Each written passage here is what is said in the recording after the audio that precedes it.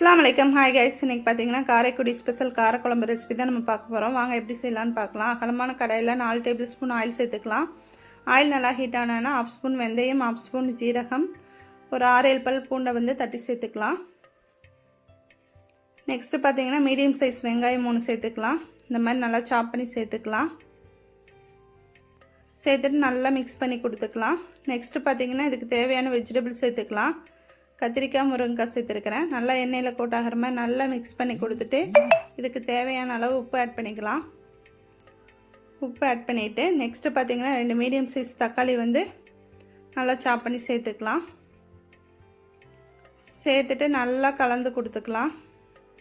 நல்லா மிக்ஸ் பண்ணி கொடுத்துட்டு இப்போ இதுக்கு தேவையான மசாலா பார்த்திங்கன்னா 1/2 ஸ்பூன் மஞ்சள் தூள், கொஞ்சமாக பெருங்காயத்தூள், 2 டேபிள் ஸ்பூன் அளவுக்கு ஃபுல்லாக குழம்பு மிளகாய் தூள் மட்டும்தான் சேர்க்கணும். வேறு எந்த மசாலாவுமே சேர்க்கக்கூடாது.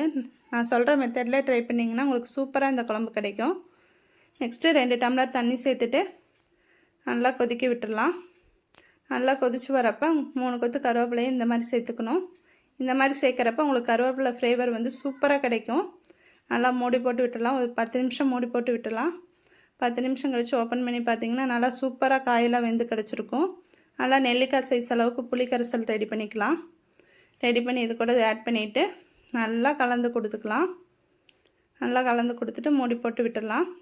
ஜஸ்ட்டு ஒரு 5 மினிட்ஸ் கழித்து ஓப்பன் பண்ணி பார்த்திங்கன்னா நல்லா கமன்னு சூப்பரான காரக்குழம்பு ரெடி. கண்டிப்பாக ட்ரை பண்ணுங்கள். நீங்கள் ட்ரை பண்ணி சாப்பிட்டு எப்படி இருக்குன்னு கமெண்ட் பண்ணுங்கள். தேங்க்ஸ் ஃபார் வாட்சிங்.